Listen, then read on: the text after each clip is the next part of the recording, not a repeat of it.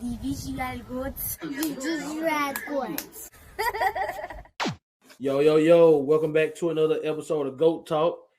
Today we are here with a very special artist, man. We're here with my dog, Jalen, man.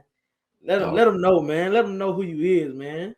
All right, so my name is Jalen. I do I do R&B, but I also do like hip hop and blended music, alternative music. I try to like blend neo soul and just talk about lyricism. I don't really try to talk about hate or violence necessarily, but at the same time, I just really write about what I experience. So I'm just really an artist, like a real artist. I write, I sing, I can even rap, but that's really like not my thing. But I'm just all around artist.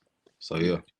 Okay, cool, man, cool. I'm glad to have you here, man. I appreciate you taking the time out to come on the platform and give us a good little interview today.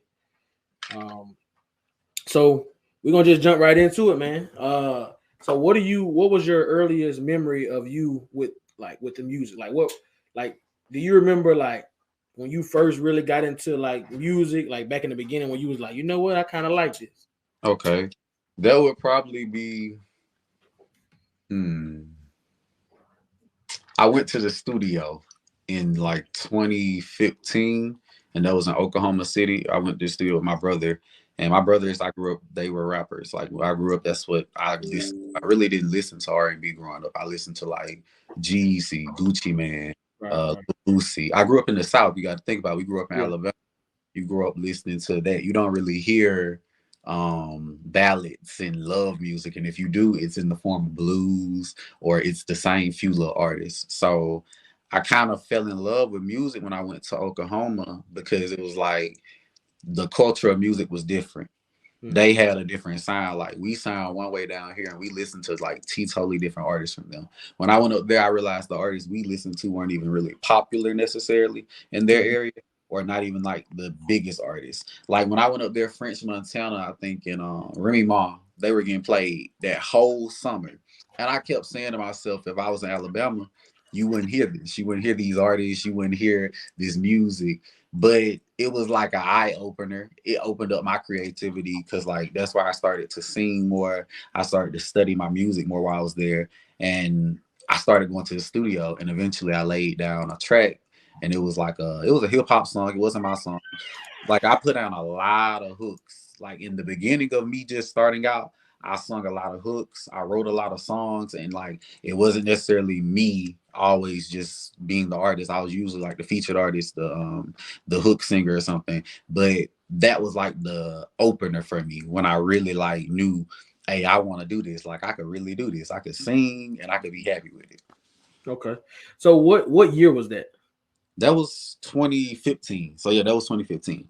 Okay. At what age were you then? I want to say I was 13 then. I was 13 then. So yeah. Okay.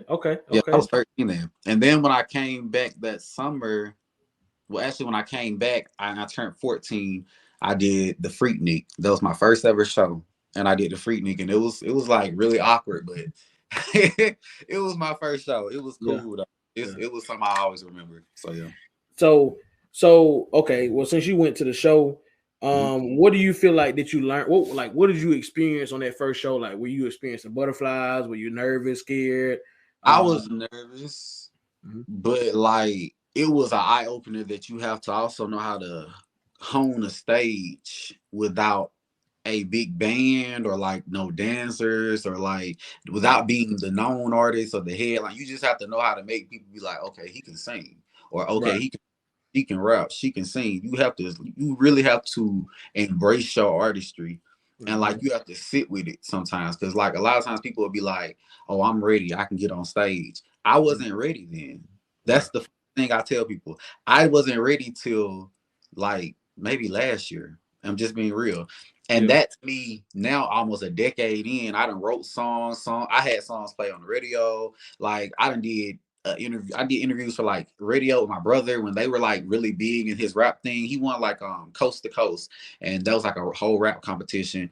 We went on a whole interview thing with like Power 105 or something like that, and it was like an eye opener that like I knew even if those opportunities came for me, even with that show coming, I just wasn't ready. You have to sometimes know that as an artist yourself. You have to tell yourself that, because a lot of times we'll think that we're ready to just get on stage. Nah, I needed to learn more about myself vocally. I needed to knock those shakes off. I couldn't be so nervous. You can't be nervous in trying to emote a song and give people the emotion, the lyricism, making sure they connect with you. You Right. can't do.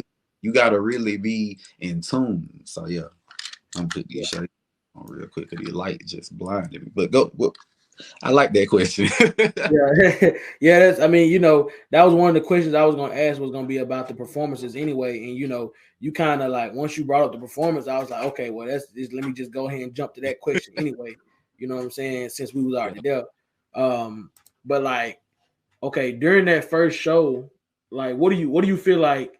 Now I know you told me you were nervous and things like that, but what did Mhm. you learn from that show as far as your performance that helped you get better your next performance after that? I learned that sound checks are always necessary. Like I don't care who you are, you have to do a sound check. And I've came into that issue like as of recently. I had a show last weekend in Enterprise. Mm-hmm. My sound was horrible. The mic kept going out on my first song and my second song. But Oh, people liked the song, and I was actually shocked they could hear me. And they were like, no, you need to sing it again. Like people in the crowd were like, sing again, sing again. We want to hear it again. And even everyone kept coming up to me saying, why you do a sound check? The DJ didn't want to do a sound check because he was like, he had already did before I got there and the mic was good. But, I wasn't the headliner. I opened for a blues singer that night.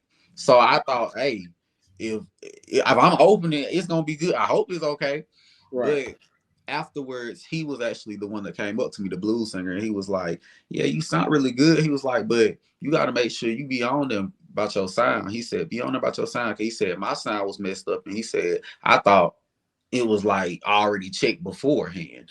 And I told him it wasn't. So like we didn't figure that out until the show had started and like the mic kept going out. So sound Mhm. checks are always required. I learned that at my first show. Another thing, important. You have to have stage presence. You cannot just stand there like it's like a log. Like you can just not stand there. I had to learn that. Like even as a singer, I've learned to move around, maneuver, just kind of interact with the crowd a little bit more. Right. Uh, Another key thing I probably learned was just really to emote the lyrics. Like if you're rapping about something that you're passionate about, or you sing about something that you're passionate about, or even if it's just you telling people to have a good time, turn up. Make sure that you're giving that in the song through the lyrics. Like people feel it. Like when you hear a song, you're supposed to feel it. And I want to feel like what you saying when you sing it or you rap it or whatever. Right. So that's the other thing. And a lot of people don't get what people say when they say emote the song or give the emotion, but that really just means you're actually translating. You're giving them your energy, and Mhm. that's why I think music is so powerful. It's so powerful. Music Right. is so. But Yeah, yeah, I definitely agree with that because that's one thing about music, man. You can listen to music and it'll put you in whatever mood you want to be putting in, depending on what you're listening to. You get what I'm saying? You right, can if right. you in a sad mood or you want to be sad or whatever the case may be, you can go find a sad song. If you want to be hype, you can go find a hype song, so on and so forth. Um, Music definitely does have a lot of power over our emotions and the way that we act sometimes. Right. You know what I mean? So that's one of the things that a lot of people don't really understand, and that's why you try to tell people like once you a big time artist and you rapping about killing and all this stuff, people gonna think it's cool because you making Vibration, millions of dollars and you rapping about it. You know what I'm saying?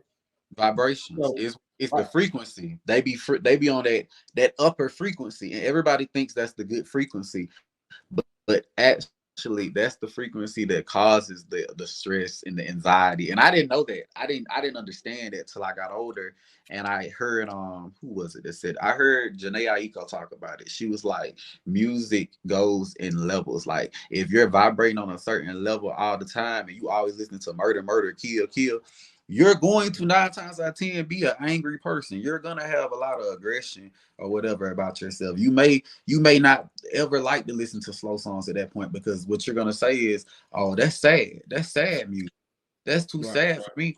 It's not sad music. It's just not murder, murder, kill, kill. It's a right, vibration that's supposed to just chill you out. You never gonna see somebody fighting and about singing a love song. Like, you not why would you fight during a love song? Like, you're just not gonna do that. But you're Yeah. gonna fight if Nuck If You Buck come on. You're gonna fight Oh, if yeah. Set It Off come on. Yeah. And the thing is, I love those songs, but I think music has got to a place where people are immature in the mental aspect where they can't comprehend sometimes the lyrics, and also they can't handle that type of, I get it's like a, what's the word I'm looking for, because I it's like really, okay, so let me put it like this.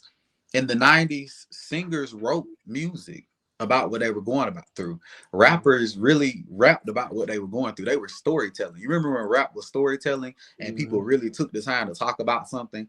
Right. Those people weren't walking through here just like not knowing what they were talking about, or just saying something off the wall. But now you can just go make a song about bubblegum and popcorn and some guns, and everybody is cool, but nobody's really like comprehending anything or getting anything from that. But when you listen to a Lauryn Hill song, or you listen to a D'Angelo song, or you listen to um uh X Factor, you're actually hearing a message. She's saying, I love this person, but this person has done me wrong, or whatever. Like they're giving you stories, they're giving you Right. messages. Right. People can't comprehend that no more. People can't do that no more. Like, if you get what I'm saying, they Yeah. don't make music where people do that anymore. I don't think Well, people do this. well, some people do, but the people that make that music aren't your most famous people because Right. they glorify the killing and the selling of drugs and things like that. And sex. So I think sex is big yeah, for R&B. definitely. I forgot Yeah. about that. Sex is how you sell R&B, because I'm just gonna be real with you. I won a competition. It was called Alabama Musical Awards talent showcase. You know what I'm talking about? Yeah, yeah, yeah. And I had one that I was supposed to do their red carpet and all this other stuff hosted. Like, I had one Yeah. where like they had I was reached out. I actually did the videography at the event. You know, the guy who owns it. You know, me and him been doing a lot of business together. Zeus, yeah, Yes, he yeah, had so they had reached out to me about doing music, and I'm gonna be real with you, like, because I'm gonna be real. Like, anybody that knows me, like, if once you learn like about me, you just gonna be like, oh, he's real transparent. Like, I'm very transparent about things. And a lot of people had reached out to me after I won that, but even before that, beforehand, because I don't know, like, I'm one of those people, like, I'm very decisive about what I do, because I know like the power in certain like positions and roles. Like, this is a good opportunity, here and speaking with you is a good opportunity. And when I did it that day, a lot of people don't know, but like the people that were with me that day, I was just supposed to come and be support for a friend. And I ended up being entered. Like, they were like, just enter, just enter, just enter. So I entered last minute. And like, I had song that day. I think I had a show that day. And I thought like I sound horrible. I'm gonna be real with you. I felt like I sounded horrible. I felt like it was so many talented people there. And that's me, because I'm always gonna give people they props. You feel me? right, right, It was right. talented people there. Like, even the people to me that came in like second and third, I was like, y'all got second and third. I'm like, all these other people here singing and rapping down, because I'm big on like just talent. And when they told me I won, I was grateful for the opportunity, but I started hearing so many things from like the produce, like, I guess it was like the different people that were there and different people that saw the post or saw that I had won. Different producers like started reaching out, and I had like the radio host for like Alabama's. I think which one is it? I'm trying to think what the dude's name is. Shoot, I can't think of it. But okay, but the radio host reaches out to me, and everybody was basically just kind of like, yeah, we love your music, we love your sound, but you need to sing about a little bit more of this sex, or a little bit more of this club stuff. You need to make it more relatable. You need to have females all, like a bunch of females. You gotta make it seem like you a playboy. Like, it was a lot of that, and I was like, damn. I said, Well, they don't want to buy what I'm trying to sell, because I'm trying to sell love, peace, light, and they're not fucking with that shit. But they were all telling me, well, you have the voice, you got the talent, and you can do this shit. But they were like, you ain't gonna be able to do it by yourself, and you ain't gonna be able to do it unless you conform a little bit. And that's what I notice now. Everybody conforms to kind of like sell. You gotta do a little sex. You gotta do a little hate. You gotta do a little drug. Something. You gotta talk about something that's derogatory And if you don't, they're not gonna want to listen to you. That's how I Yeah, feel. yeah. I mean, I'm gonna put it like this. Labels are not checking for me. I mean, yeah. Well, major labels aren't, because major labels, they already got all the data to know what sells, so they don't have to put a lot of money into somebody or whatever. But like, they're looking for us. Like, the reason a lot of people don't get called by labels, because labels are looking for a certain image. They're looking for a certain style of music, like you say, talking about the sex and other things like that. But that doesn't necessarily mean that a person like you couldn't make it without a Right. label. You get what I'm saying? Like, And it's you all about perspective and all about what you really want to do. Because, like, for example, I got my own label. You get what I'm saying? I So like it. so I could have been on here recruiting you. You feel what I'm saying? Because I'm big on letting the artists be who they are as far as the music wise. Now I'm gonna put in my 2 cents and tell them what I think or whatever. But at the end of the day, you got creative freedom on how you make the music, because we basing it around you. We not making you conform to what I want. We letting you be what you be. You get what I'm saying? Right. And so you got some labels that will do that, and you got the majority of the big labels. They want to mold you into what they want. They just want you to have the talent. They kind of want you to already be talking about the stuff they want you to talk about, and already have a fan base. So now they don't have to put in much money into you to make you be big. You get what I'm saying? And now you turning around and becoming a big investment for them.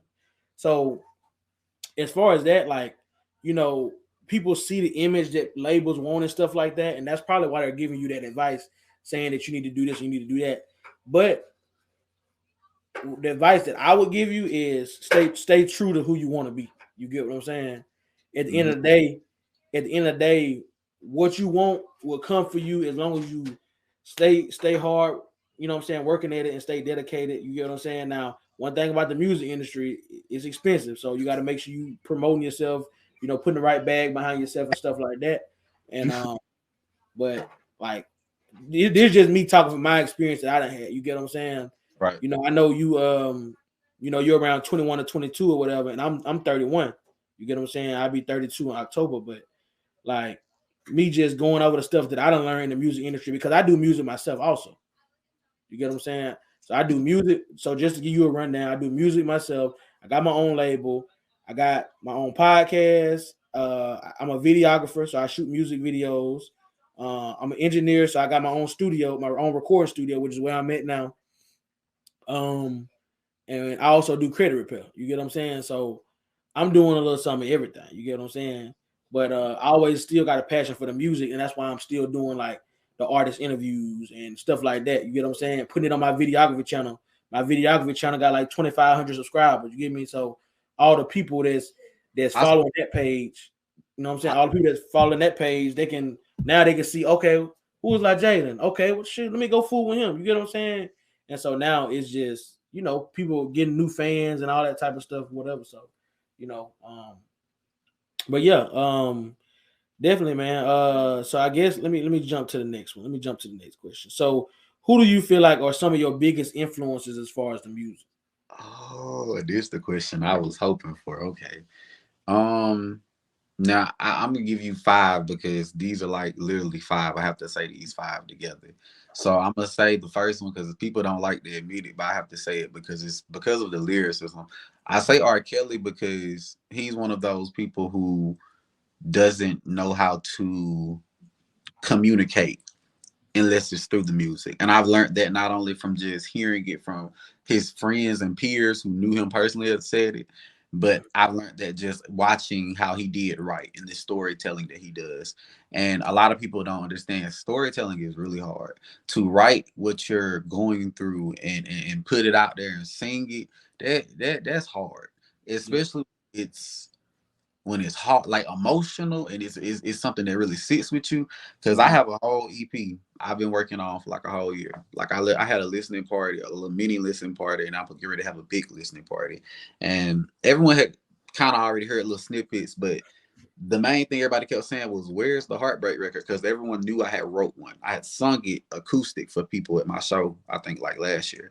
And I didn't record it because it was so emotional. It was one of them songs that I had to sit with. So he was one of those people I would say is number one. And then I'm gonna say Brandy. as a singer because she is a singer, if you get what I'm saying. Like she's your favorite singer because she's one of those artists that took the time to create and understand what it meant to stack vocals and layer and go in and put these ad libs in these little places and things. And I kind of pair her and say it's really her Rodney together. If you know Rodney Jerkins, they're like a duo to me because he's one of those producers I look at like, oh, this dude is spectacular because I write the song myself, I sing it, and I produce it. So I understand and I love the fact that he's so just talented at it. So Brandy's number two, and probably Michael Jackson because I aspire behind some of the things he did in success, and I like the way that he maneuvered in his career. So I admire that very much. Like I really do admire that. The next one would probably be Prince because Prince was also one of those people who was big on ownership. Masters, as you know, like owning your masters. That's why I own my own publishing company. I wrote songs for other people. He was one of those people that made me understand like the power of the pen, the power of the name, things like that. So I really aspire behind him. He was one of those great artists. And of course, I have to say, and I have to say it, Mariah Carey, because she is the songbird. She is one of those artists that is true to ownership.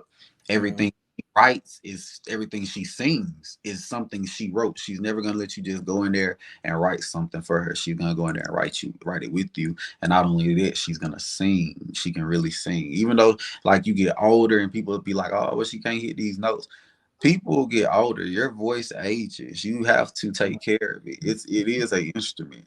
I can hit whistles. Like I ain't trying to be funny. I can hit whistles, I can hit low notes. I sing 5 octaves. I went to college on a vocal scholarship. That's how like I paid for school. And like I learned in college you can damage your voice because I damaged mine. So she's probably she's number 5.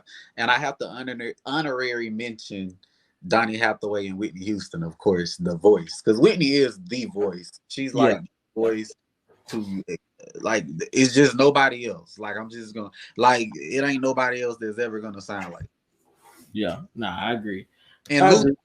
I'm sorry, Luther Vandross. I'm sorry, that's the Oh, last. you good? You good? Luther is the best male vocalist to ever walk the face of this earth, other than maybe Donny Hathaway or Sam Cooke. So yeah.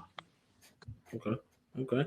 I like that list, man. You know, it's not often that I have a chance to have like R&B artists on here or singers on here, you know what I'm saying? Because the majority of everybody, you know, is rappers or whatever, you know what I'm saying? Which there's nothing wrong with that, but it's good to have a mixture, you know what I'm saying?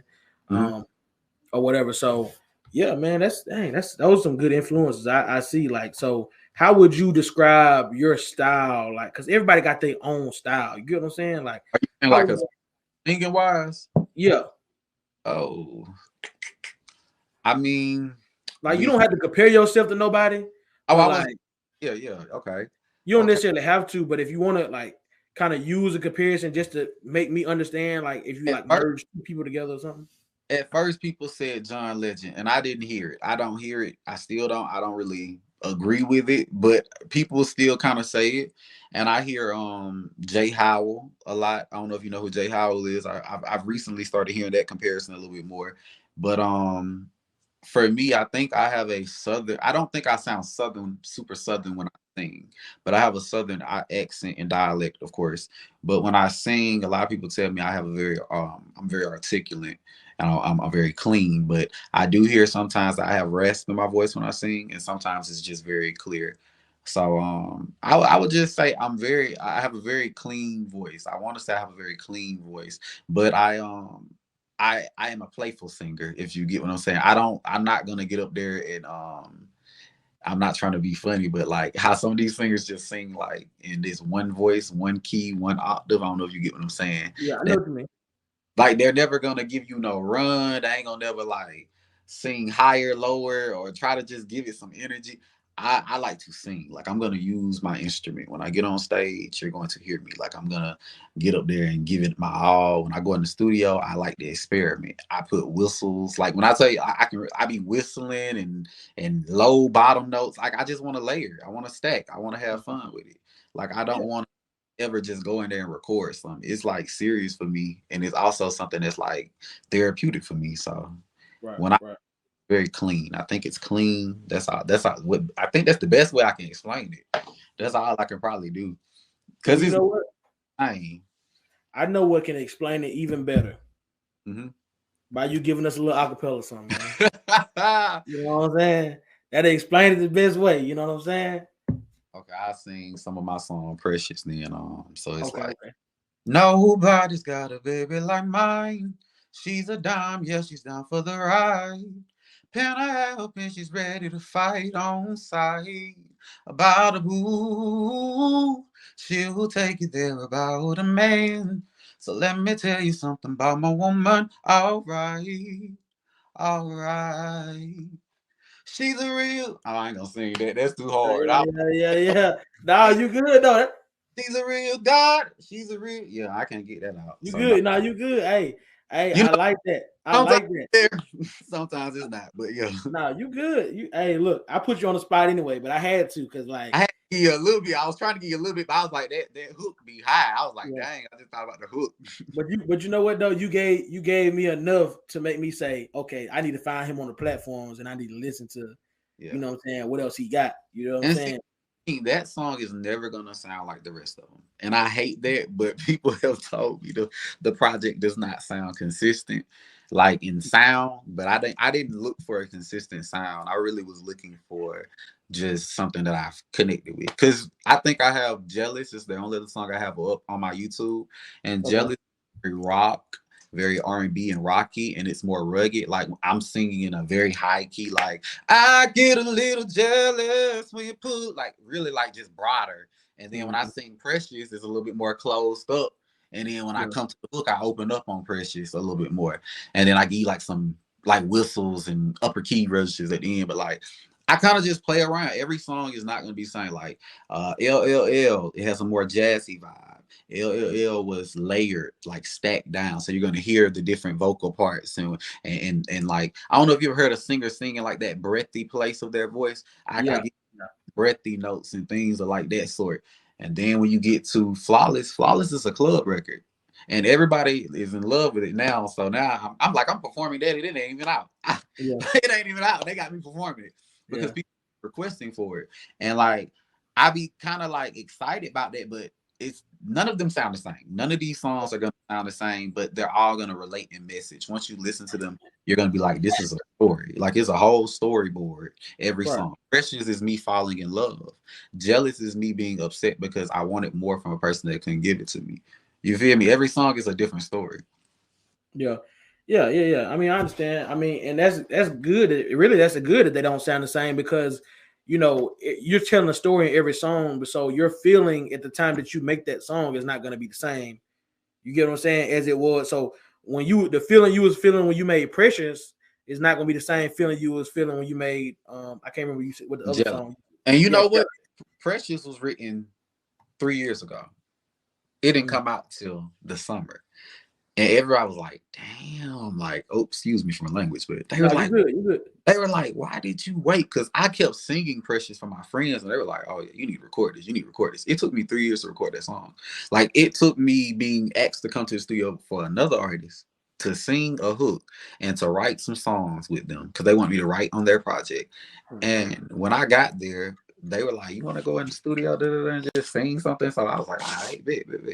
I played the beat for Precious. I had the beat like for 3 years now, and went in there and I just laid the song down, and it flowed out. Like I did one take on Precious. I did one whole take, and after I did that one whole take, I think I only went back in and put those little high notes on the end. But like that was 3 years. Jealous got recorded maybe 2 months ago. Like some of these songs, like I record them in like long, weird spaces, but I probably got like 30 of them in total. I probably got like 30. I feel like I've moved on from I've moved on from the project in general. Like I'm ready to drop it because it was what I was feeling when I was going through what I was going through for the past 3 years. And like now I don't feel that anymore, but I want to get it out because when I get it out, it'll make me feel better. Right. And then not only that, you don't want to waste like all that time you spent doing it. You don't want to waste those songs and never release them. You get what I'm saying? Because you don't put time and energy into creating them and then recording them and then they just sitting there. You know what I'm And saying? see, I got a rollout coming, so that's what I'm doing. Okay. And I was gonna try to tell you about it. I said I want to see what his questions was. Then I said I'm trying to tell him about my rollout. Try to throw Okay. that Hey, in. don't worry. It was coming. Trust me. I got like 40 questions for real. So Okay, okay. so that was actually matter of fact. Since we right here, let's go ahead and do it. Okay. So one of my questions was gonna be, do you have any upcoming projects? Or whether it be singles, whether it be albums and things like that, and then tell the people, if you got a date for it or what should we expect, or if you got a name for it, all that. Okay, so the project is called the Avocation of Love, and I'm gonna do it as the acronym TAOL. So the Avocation of Love is just basically like the avocation of love. Like I'm advocating for love. I'm telling you like the things that I went through, the things that I learned from love. And every song I'm gonna give you this story and I'm gonna give you an experience. And I try to make it personal because I want people to relate to the music. I want them to take something from it. I don't want you to just listen to it and be like, "Oh, I like this song." I want you to be like, "Dang, Jealous made me think." Like that made me think about what I was going through, or I really connected with it. I want people to connect with me because I want it to feel personal, because like it's personal for me. So like I have a song about mental health, for instance. That song's called Chasing Clouds. Every song has a story. So the hook for that song literally says, "I'm chasing clouds, searching for the rainbow in the sky." That's telling you that you have to chase the storms in life sometimes so that you can truly accept the sunshine and the rainbow. Because if you haven't went through a storm, or you have never went through something, never been through something, you cannot really understand what it's like to feel the sun finally. You know what I'm saying? Like, and I try to make every song like that. I want you to get a message from it. I don't want you to just be like, "Oh, this is a good song." I want you like, "Dang, he giving me a message. Like he really telling us something."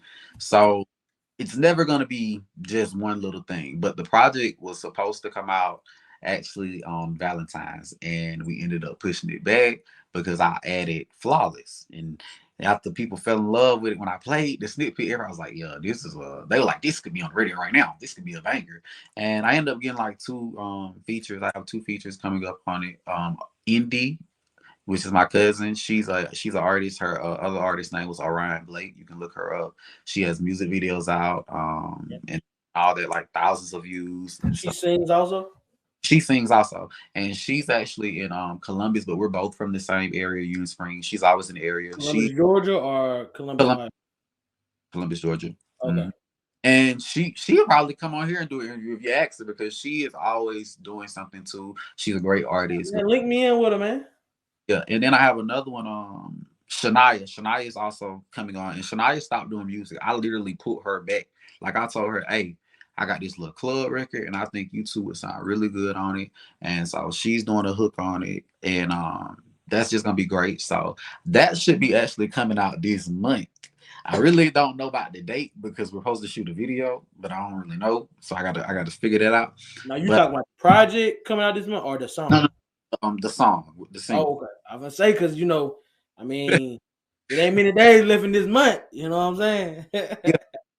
So I'm probably not going to drop the entire EP until maybe May, because people keep telling me I need more time in between the singles, and I'm gonna do a video for Precious that's coming out in May. Also, we have a video for Jealous coming out. We have the video for Flawless, of course. I said coming out, so it's only gonna be 3 visuals, and I have some shows coming up. But I'm actually putting together a promotional tour because I've had like all these different management people reaching out to me as of recently. So I'm kind of like, I've been weighing my options with them, really talking to like a lot of different people. And I have like one show set up with one of them right now. It's in Dothan. It's at the Uptown Jazz Club, if y'all want to come. And that's on the 2nd of May. And that's like a very it's one of those, adult clubs, if you get what I'm saying. Like like they asked me to sing, they told me it's a 30 and up range, like kind of more Okay. there. So I knew at that point I had to kind of atone and More sing. kind of like some blues type. Yeah, but they know I'm not singing. See, I'm not no blues singer. They know I'm not singing blues. Yeah, but I mean, but they ain't expecting you to come in there and spit no bars. Like they want, Nah. they know you coming to sing. They like Precious. They want me to sing Precious. They want me to sing Jealous, and they want me to sing. That's when we sing 30-minute set. I'm the headliner, so they want me to sing a 30-minute set. Is so it's 30 minutes. it's 30-minute set. So I my tea that day and making sure I'm walking around the house hitting my little notes and stuff. But So that's gonna be cool. And then on the May the 3rd, I'm supposed to do a car show, and this is a car show that I believe is hosted by Corey Pritchard. He's from Union Springs. That's my hometown. He's actually my cousin, one of my distant cousins, but he'll be down there if I'm correct. I think that's on May 3rd. Now I don't know if I'm gonna do it yet. I'm trying to make sure I'm gonna do it, but I've already You doing a 30-minute set the day before. That's crazy. Ooh, your voice, man. I don't know. You feel me? And then literally on the 5th, I have another show. And so yeah. But you know what? What's funny is I literally just got done being booked up because I was booked up last week, the week before last. I did banquets for Black History Month, all Black History Month. Like they called me all Black History Month for banquets. I did a Black mental health affair with some artists from Troy, Kaisi, and I'm trying to remember the other girl's name. I don't want to. I like to shout them out, Kaisi, and I'm trying to think what the other girl's name is. But if it comes back to me, I'll say it. But they had hosted an event, really great event. It was a Black mental health event. They asked me to come sing. Now, sorry to cut you off, but the next time, like you know about like the Black mental health thing, can you let me know? Because my podcast that I got, I kind of hone in on mental health. You get what I'm saying? So I like to bring guests on. Huh? I can link you in with her because she does a lot of events, and they'll be really great because she wants to grow the events in general. And like it was a great first event for her. But like, you know, people be so uninterested in things that aren't, you know, negative. And my degree, I don't know if I said this earlier, but my degree is actually in psychology. I specialize in psychology. Okay. So that's why I went to school for it, because that's like one of my biggest probably loves, like just making sure that people understand the importance of mental health. Black men especially, Black people especially, because we suffer from a lot of bipolar disorders, anxiety, poster, like just a lot of things, PTSD. I don't think people understand how much we're affected. So it was a great event. It was really great. It was some great people I connected with. They wanted to do things with me and asked me, like, because I was supposed to do a forum. I was supposed to do a Black, and I ended up not doing it. So a lot of them reconnected with me and wanted to like try to do something there. So I'll definitely let you know, because I think that's just a great cause. Yeah, most definitely, man. Like I said, I like to. I've been bringing on different guests and letting them come in and tell their stories, so that way other people watching will feel comfortable to tell their story, not necessarily to me, but even if they don't talk to nobody about it, at least they can talk to somebody. Like they may get comfortable and say, you know what, let me talk to my brother about this, or my sister, or my cousin. At least they talking to somebody. You know, it may help them out by hearing somebody else's story. So, so yeah, definitely, man. I want to definitely try to, you know, get more into stuff like that. I just didn't know a lot of places where to look, to be honest with you. So, well, we'll talk about that later. But right now the focus is on like Jalen. You get what I'm saying? So, he said what? The rollout. Yeah, that's right. Yeah.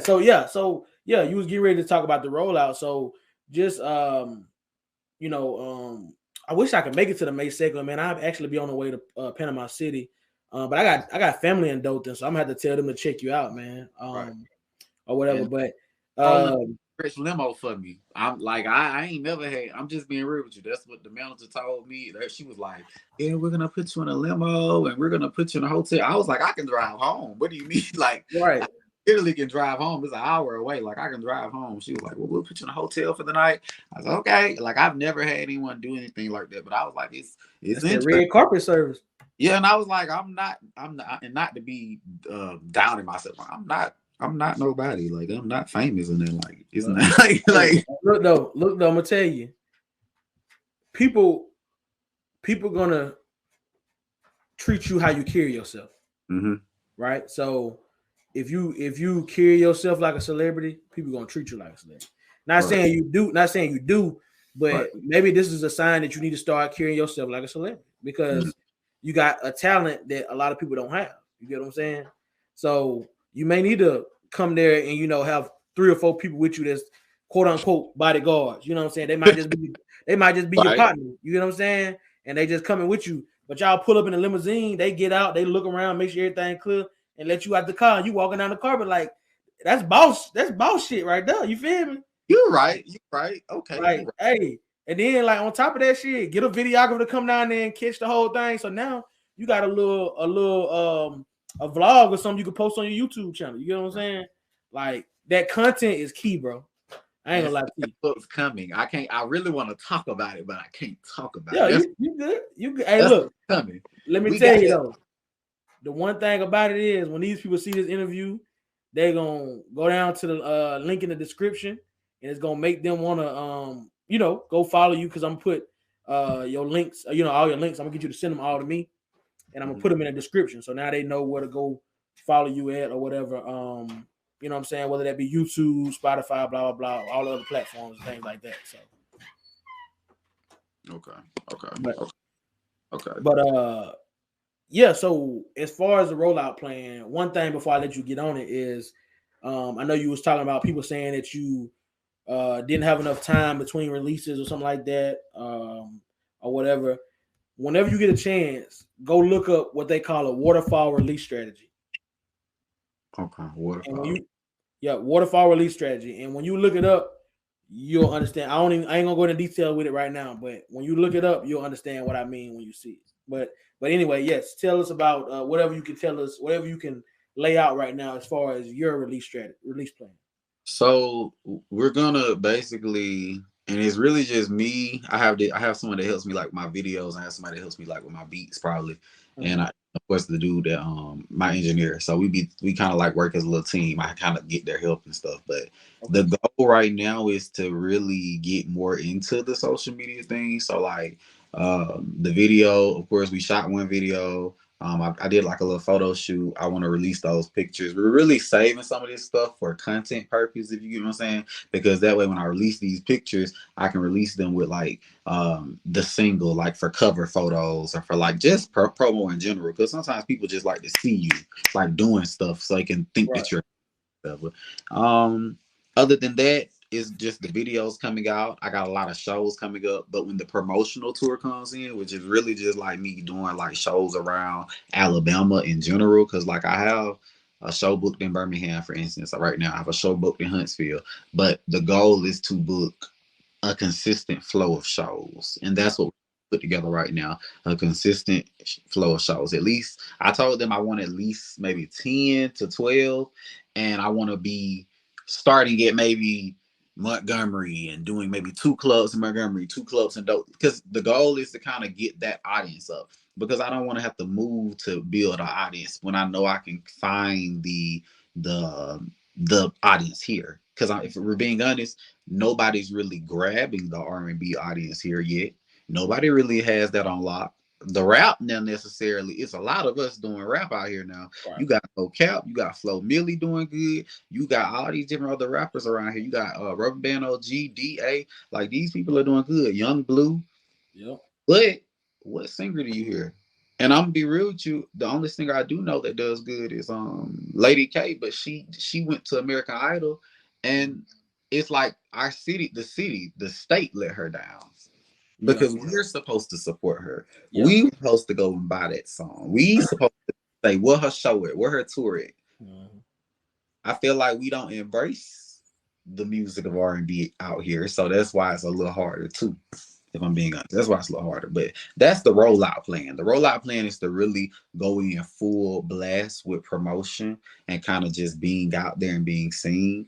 Like for the most part, I'm really grateful though for like the radio, because that's really what's like got my song the streams that it got. My streams have been up like 300% like for the past 2 months, I want to say, and it's only because they added my song to the Hot 105 playlist, or whatever you want to call it, the Spotify playlist, and it's on it's on like his R&B playlist, and a lot of people kept telling me, "Dang, I saw your song on this playlist." Like that's how I heard it. I had people literally weird, and it was weird for me because I'm a little introverted. I'm an introvert. It was weird for me, but I had people literally like adding me on Snapchat and on like Facebook, like my personal Facebook. I have an artist Facebook, my personal Facebook.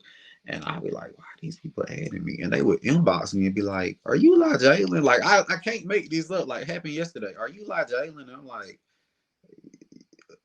why are you doing this? Like, I'm not nobody. I keep saying this to people.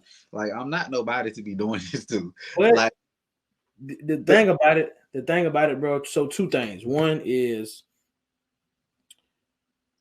now that you're on that playlist, this really would be a good time to drop that whole album or EP or whatever, because the people that like that song, they're waiting for more music out by you. And you said you only got one song released, right? Because the other song "Jealous" is just up there, but it's not really released on my Apple or Spotify.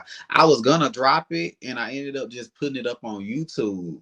And I don't know why I did that. I just said fuck it. I don't know. I just did it like that because honestly, I didn't know if I was gonna keep it or not. So I said, let me see how people feel about it. So yeah. Yeah. And then the second thing was, man, like you'll be surprised, man. Like people want to. It's a lot of people that want to see people succeed and that they want to be able to like be a fan of you. You get what I'm saying? Right. So you may keep saying that you're not somebody or whatever, but to a lot of people you are somebody. You get what I'm saying? Like, Mm-hmm. and I'm gonna go back to what I was telling you about me doing the music, right? Mm-hmm. Dude, I can show you measures right now where people follow my artist Facebook page and they'll go in there and they'll literally message me. Like one guy messaged me from Ghana and he was like, man, he was like, now that DMX passed away, you my new favorite artist. I was like, dang. That's You what feel what I'm saying? Like just hearing stuff like that, like dang, like DMX was your favorite. He said DMX was his number one artist and I was his second. He said, now that DMX passed away, I'm his number one artist. And I was just like, dang, just to hear that coming from another person, you get what I'm saying, is right. It's crazy to me. You get what I'm saying? But stuff like that, bro, like you may say you're not nobody, but to somebody you are somebody. You get what I'm saying? So don't ever. I think it's humility. I ain't gonna lie. I got a lot of humility and I got a lot of humbleness because I be like, man, I just don't want to ever be big headed about it. Like even if I am to blow up and people tell me not to stifle my success, like I've heard that a lot. Don't stifle your own success. Like don't say you don't want to be super successful. But I've always told people I don't want to be the most famous person in the room. I'm not trying to be the mega superstar. But at the same time, I do want my message to reach everybody. And I understand that when your message reaches everybody, it's hard not to be the mega superstar or to be super famous or to deal with those type of things. So I think that's why I'm also learning I have to be on social media. I have Yeah. to I have to be posting and just aware in that way. And that's just never been me. So I'm learning. Like it is a learning process because I what I think is a true definition of like a 90s artist. Like I would not tell you nothing else. Like we I'm just gonna sing these songs and go home. Yeah. I Like mean, that's how I feel. I'm yeah, just gonna sing these songs, go home. I'm trying to grab my charger now, but go yeah. ahead. Nah, I definitely understand that, man. It's like I said, like you said, it is a learning process, man. And as long as you dedicated to it and you got a plan of what you want to do, bro, and then you got that right team around you that's gonna help you push and get to that point, it ain't nothing that's gonna stop you. You get what I'm saying? Like you can stop yourself before anybody else stop you. You get what I'm saying? Right. So so anyway, so you were saying Union Springs is your hometown? Yes. I'm from Union Springs, and that's the home of Eddie Kendricks. I'm sorry. I No, don't you know if you good. know what Eddie Kendricks is. That's the dude from Temptations. Yeah. Okay. See, I didn't know he was from Union Springs. I didn't know that. Mm-hmm. I didn't know that. But And then Richie's from Tuskegee. Mm-hmm. okay. So I ain't too much. Yeah, too much farther. Um, yeah, man. So I actually went to Union Springs last year at Cocktail Lounge Mm-hmm. and did a I show. there. Huh? I sung there at the beginning of the year. Yeah, I did it. I did one. It was June of last year. It was like they called it a little pool party show. And DJ who was the DJ? It D was Money. it wasn't him. It was Okay. I can't even think his name right off the back, but when I see it, I remember it.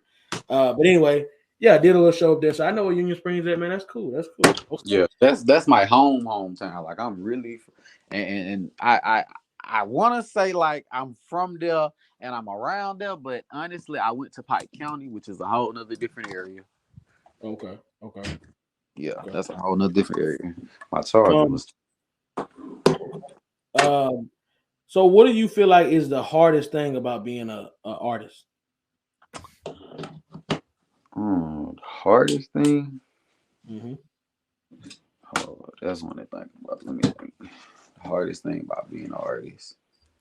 and then after that, or even before that, whichever one you want to choose, and then what is also the best thing about being an artist? Also, The hardest thing about being an artist is probably being vulnerable. hmm. But the best thing about being an artist is probably getting the music out.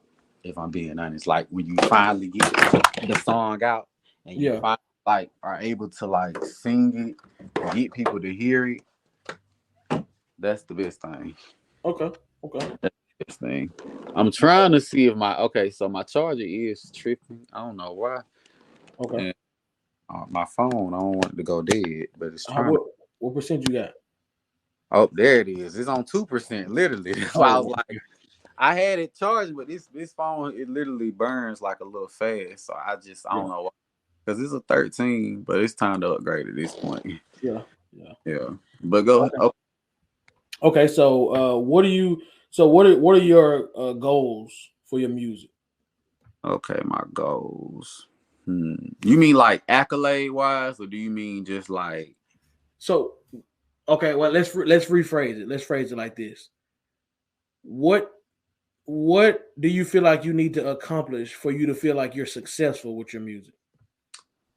honestly, I okay, so now I'm gonna give you the short term goal then, because that's like saying what my short term goal is right now.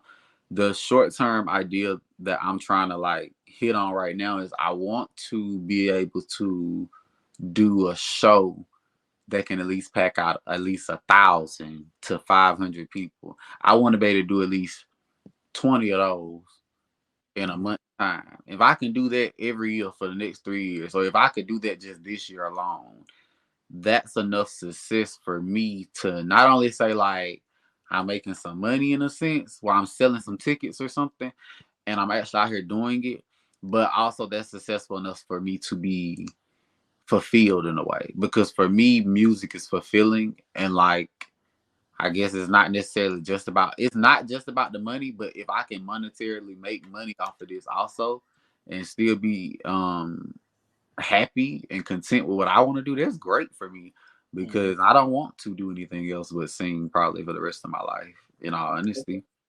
Okay. Okay. That's actually a pretty good goal. You know what I'm saying? Nobody really ever explained their goal in that way, but um that would that's always pretty good. And speaking of monetary, speaking of making money, do you got any merch out there for these people to buy? Oh, you know what?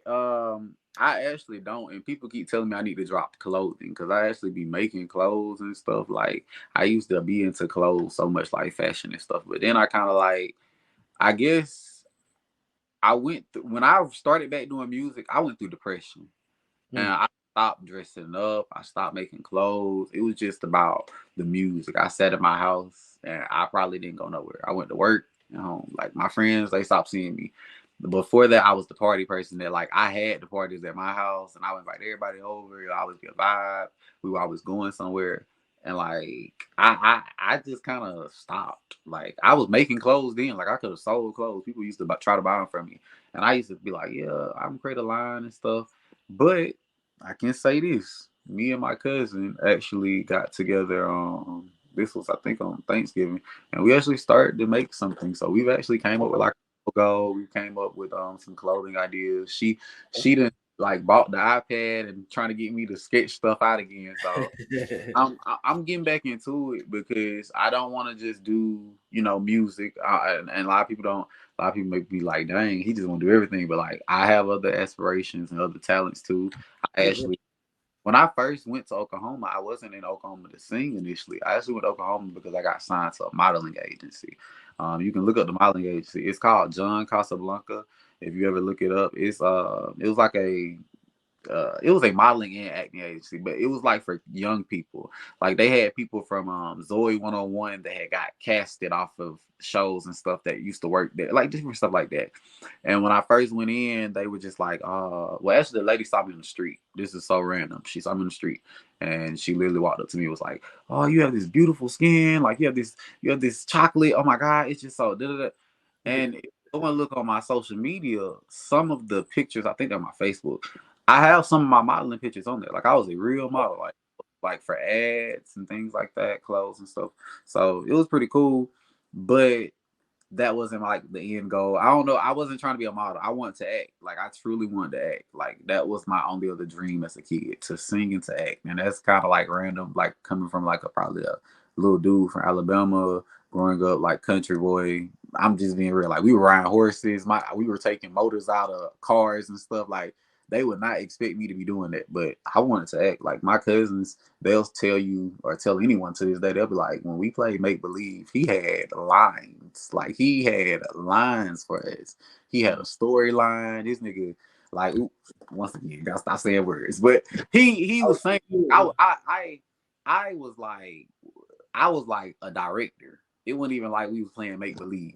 I'll be a director, if you get what I'm saying. Like I nearly his like, oh, don't say it like this, say it like this, do it like this. And as I got older and I got into what was the class called, journalism, and I learned about writing, and then I really wanted to write. So I started writing scripts, and like I started writing storylines and movie ideas and stuff. And I even auditioned for like shows and movies and stuff. I've auditioned for I can tell you what I auditioned for. I can tell you one of them I auditioned for, because one of them I can't say because it's kind of like still in the air, I guess. So I've auditioned for like Riverdale. I've auditioned for Ozark before. I've actually did background work on Ozark before. It was actually pretty cool. It was a pretty cool experience. Like a lot of people don't really know what it's like when you actually go do background work or when you go on a set or something. But it's a really cool experience. Like I really recommend, if you want to be an actor, try background work first so you can see what it's like, because they treat you so well. When I tell you they treat you so, like at least Netflix treated us well. I'm just gonna say that. Netflix the GOAT anyway. They're gonna treat everybody well. When I arrived, we had parking spaces. I'm a background. You hear me? I'm a background. We had parking spaces with our numbers and stuff. And I had a dressing room, like a real dressing room, On top of that, they like everybody goes to wardrobe. Everybody gets their hair did. Everybody's getting touch ups. Like you're gonna have to put makeup and all that other stuff on. Like it's just a lot. It was a whole lot. And I had my afro then. I didn't have my twist. And like they were like, well, you can't have your afro for the scene. You're gonna have to braid it down. Like they're very particular about looks, just a lot of things when you do acting and stuff. But it was a great experience. Like I got to meet the people on set, like great actors. Everyone was cool. Everyone was really nice. Nobody was like mean or uptight or nothing. They shot the episode at like a restaurant in Atlanta. It was like a random restaurant in Atlanta over by Top Golf. If you know where Top Golf is in Atlanta, you probably know what I'm talking about. But it was a great experience. Like when I tell you it was a great experience, the food though, I don't know if people know this, but craft services at any movie or any TV show, they are literally serving everything.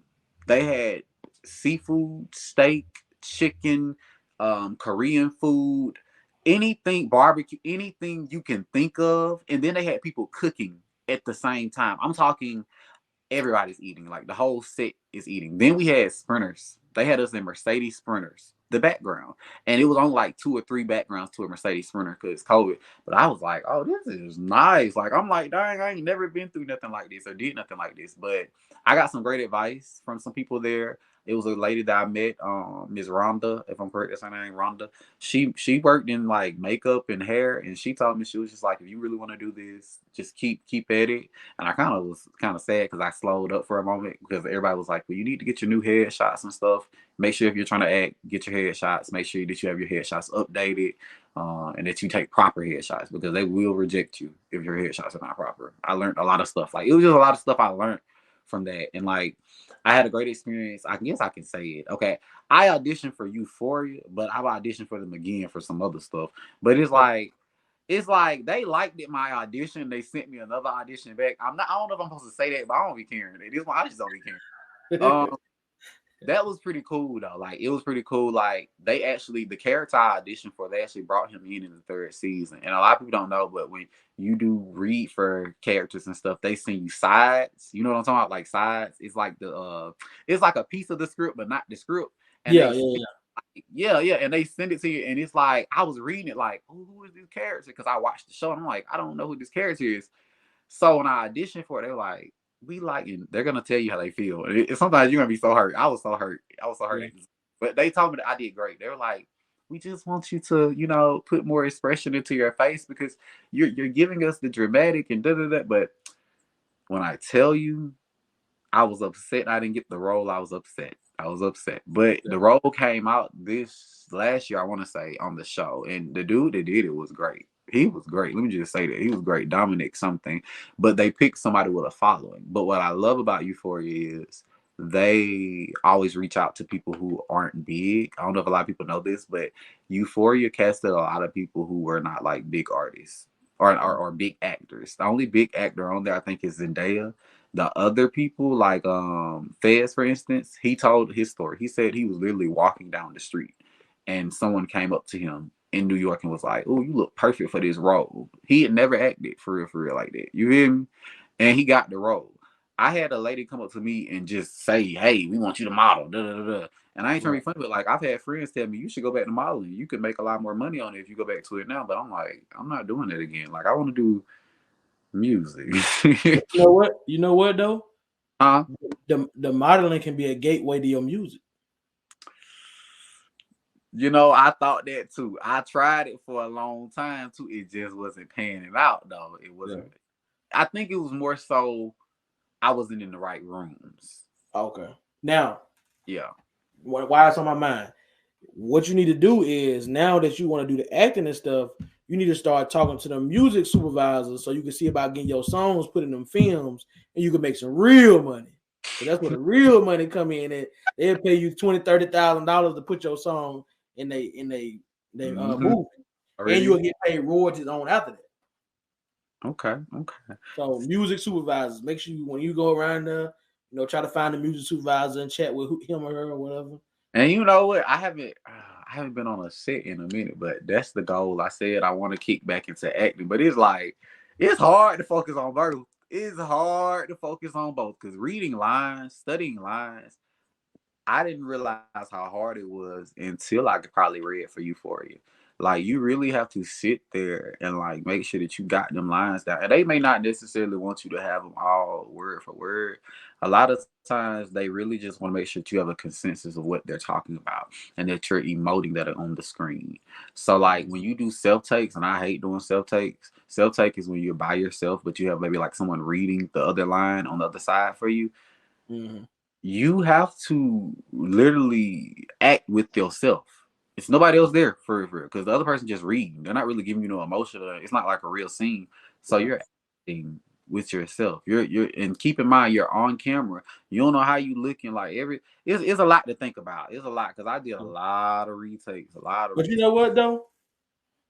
I don't know. Like just me listening to you talk, I feel like what you just described, that's you anyway, because earlier when you was telling me about your music, about how you try to emote in your music, like, and it's the same thing with the actor, you get what I'm saying? So I kind of feel like that just fit you right, you know what I'm saying? Like that's right up your alley, you know what I'm saying? But I'm not good at comedy. That's the problem. I learned that. They told me I'm on, and like I've gotten that from a lot of directors now. You said comedy? Comedy is not my thing. I've learned that. They think that like a lot of people that I've read for have always told me like you're good at drama. You could do a good drama. You could do a good like serious role. And another thing is I always kind of get typecasted too, because I've only turned down 2 roles. Now I'm not even gonna lie to you. I've turned down 2 roles. Now I actually signed a contract, and I can probably say this. It's okay. I signed the whole contract, like legit. Like me, my mom, then we took pictures. We had like this whole little, family get together, and I was supposed to do this, film. I want to say the company name. I don't feel like it's gonna matter. I mean, is the contract valid? Let's just say the company has TV in the name, like their company name. You know what I'm talking about? And a number. It's TV and a number. Okay. I'm just gonna leave it there. But anyways, so I was supposed to do. I'm just telling you everything. Damn, I ain't even been tell you all this. Hey, I feel like Shannon Sharp. People get comfortable here when they talking to me. Only people that really know this is probably like my family and my friends, like really and truly. But okay, I signed the contract. I got the script. I still got the script on my phone. I can probably send it to you after this. I ain't even gonna lie. It's called Comfortable. But when I got the script, I initially was supposed to read and be this one character, and that's what the character that we had agreed upon. That was the character that was in the contract or whatever. And then afterwards, it became like I was gonna be like not even the lead or supporting lead. It was like I was gonna be like I had lines, but I went from being like the main cast member to like how do I put this? You know, like if you do a reality show and it's like you got the cast members, then you got the friends of. Mm-hmm. I was a friend of. Ah, okay. But my contract was for that character. But now the pay also was different. And I don't think people know how it works with like union and SAG and stuff. Like when they was really striking, that shit is real. All of that shit they was talking about is real. If you really want to know, these people be paying folks like $100 and you'll be on set for like 12 hours. $100 and you on set for 12 hours. That ain't even $10 an hour. You get what I'm saying? Yeah. So imagine that I went from, and I'm just gonna give you numbers. I might as well just give you numbers. I went from probably getting like, and you gotta keep in mind, this is like a lifetime type vibe type movie. You're not about to make no. And I want people to stop thinking that folks just making millions because I learned that in that moment. They're not getting $1 million deals every time. You're not getting no $1 million check every time. And I learned that from even talking to people that already got casted because I still got to talk to the cast and stuff, of course. I was gonna make maybe like 30, 40K. You feel me? And then after that, you still got to pay your taxes. And I don't think people realize the government's gonna get 40%. The more money you make, the more it's gonna take. Yeah. So it wasn't like I was on a big payday, but at the same time, I went from that to like I think what was it, $700? $700. Yeah, it was like $700, and that was for 3 days. I'm hurt for you. I ain't even trying to be funny. Like $700, like $700. And with you, my mama said I should have did it. My mom wanted me to do it. She still feel like I should have did it for the opportunity, just for the exposure. But I don't think people realize like a lot of these folks are not making no money. You will see these people on TV, and a lot of these folks is really trying to get their bag. They out here hustling and trying to get to their bag. Like I thought it was gonna be easy or whatever, and I thought that was just gonna be an easy opportunity. But like that wasn't no easy opportunity. It was not. And after that, when I came back around and I got another opportunity with them, I turned it down. But I'm gonna be real with you. I ain't gonna say I turned it down. I told them I needed to do some things. And I did need to do some things because I was overweight for the character. And I don't think people know that also comes into effect too. They will make you lose weight, they'll make you gain weight. If they think that you fit a look, they're willing to work with you. Like I've learned that about these sets and these casting directors, just from those little experiences I'm learning. I've learned those things. Mm-hmm. They will work with you on certain things. I had too much weight on me for the character they wanted me to play when they came back around. I was 240 pounds last year. Like if you look at my pictures on Facebook, I was chubby, and then like I lost all my weight because I really wanted to walk. But in the end, I still ended up like not being able to do it. It was a lot to it. But acting, I'm gonna come back around to it. I want to get back into it. I want to try it again. I really just gotta get back in there because like honestly, I be seeing these auditions come through in my email. And I be thinking about it. I just be like, I can't just audition, and I don't really have maybe the funds because I don't think people realize when you get these auditions, they gonna be like, if they want you from the self tape, oh, we need you in Atlanta. We need you to like. I'm just gonna be real with you. Atlanta's where they do a lot of shooting. People don't know. They shoot a lot in LA, but they shoot a lot in Atlanta, bro. Like a lot of shows are shot in Atlanta. They're gonna call you, and a lot of times they're gonna be like, well, we need you down here, and it may be the next day. That's how messed up it was for me. I was working a real job. It wasn't like I was out here just auditioning every day. I was working at Lowe's. You feel me? Mm-hmm. They called me and said, we need you to come to Atlanta. And we want you to come for the next 3 days. And we want you on set. I came and was on set for 3 days, like back to back. I wasn't hired. I was getting paid, though. They was paying for gas and stuff. And I'm driving from Enterprise, Alabama. Every day. I'm getting up at 5 and 6 because I got to be 5 hours from Atlanta. 3, 4 hours. I think that's like 3 hours from where I live. 3-4 hours from where I live. So that was like a good. I'm getting up every morning because Atlanta's an hour ahead, and I got to get there because I got to be on set on time. And I don't think people know, but during COVID, we had to take COVID testing. We was at the studio in Cumberland, I want to say. But we had to take COVID testing every morning before we went on set, and you got to take a rapid test. So after you take your rapid test, you still got to get on set and take another test because you ain't going on set for another 30 minutes. You just about to get prepped. It's so much to it now, especially since COVID came in. So it's just like acting is very spur of the moment. You got to be, and I've learned that now, like you got to be one of the people that if you really want to act, you got to be ready to just jump. Like if they say they need you here, they really saying it. Like they talk like if we call you for the role, you may just have to come here. And I think the role for Euphoria, that was in LA. That lady saw me. She was like straight up. She was like, yeah, if you get casted for this, she was like, you just gonna have to come. You have to really pick up your life if you get casted for some of this stuff. So when I was doing my Atlanta stuff, I had to keep going back and forth. And like I was in school, I was working. My mom was giving me gas money and stuff, and she was like, she was supportive. My mom, she was more supportive of this than music. She saw the music success once I started getting money from my shows as of recently. But before that, she wanted me to act because she actually saw me doing stuff and acting. She was like, hey, these people actually think you're good. They actually like you. I think the problem was I wasn't connecting with what they were saying, and I'm very much about my integrity and my business. Yeah, as you should be.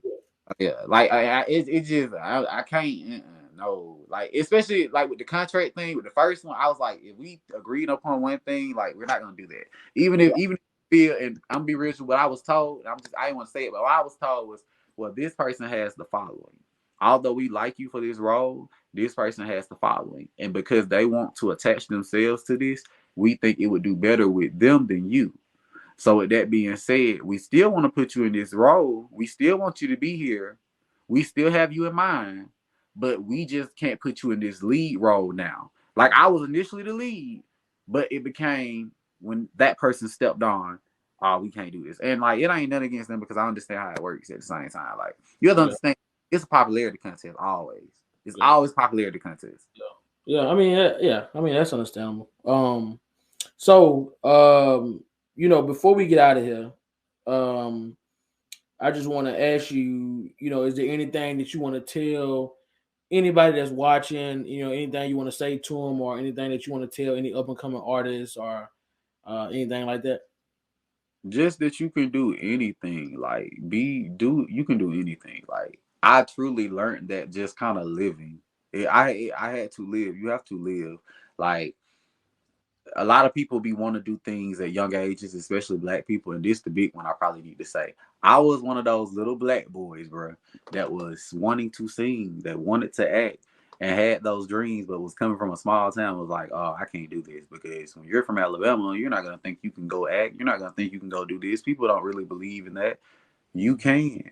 You just have to be willing to put yourself out there. And if that means that you go into some auditions and you may not get the role, you're not going to get every role. And every role you may not want to accept, but eventually you're going to get to what you want if it's meant for you. I believe that if you can see it or you can dream it in a way, that it can happen.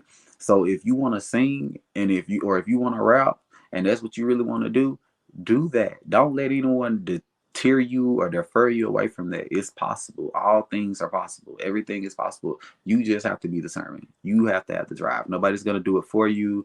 Nobody can do it for you. So that's probably the biggest thing I would say. Okay. Yeah. Well, you know what, man? I definitely appreciate you, you know, coming onto the platform and talking with me, man. You know, it was definitely a great talk. I feel like part two. Yeah, we're gonna have to have a part two because I still got like 30 more questions I can ask you, but you know, I don't want to make the interview 4 hours long. You know what I'm saying? Right. Plus, I got another interview for to pull up as well. But I definitely appreciate you coming on, man. We definitely gonna do a part two. We definitely gonna be in touch. You know, we gotta get all the information and all that stuff. Yeah, man. Like I said, I appreciate it. I appreciate you having me. Most definitely. Had a good time. One of my first. Yeah. For real? Yes, one of my first. I haven't really did interviews. I was only with my brother. Them like when we went to the radio, I was just sitting there. Like I really wasn't my interview. I've only really did shows. I was supposed to do a podcast. You would have been my second, but I didn't get to do the podcast because I actually had a show that day, and it was with some girls from Montgomery. So yeah. Okay. Well, I'm glad I was able to be the first, man. You know. Yeah, because they was trying to get me for a whole month, but now you done got me, and now they actually booked me, but they're not getting me to next week. I think I do them next week. Yeah, because they want to do a sit down and all this. They were like, we want to talk about the project. I said, I'm gonna tell them, hey, I gave him everything. I gave him all the good information. I gave him, I ain't even think I was gonna say shoot. I didn't think I was gonna tell everything. Yeah, and yeah, man. So also, you know, well, we're gonna leave it right there. We'll talk off air. But I appreciate everybody that's tuned in. Y'all just watched another episode of Goat Talk with my boy Jalen. You know what I'm saying? Appreciate everybody for watching. Peace.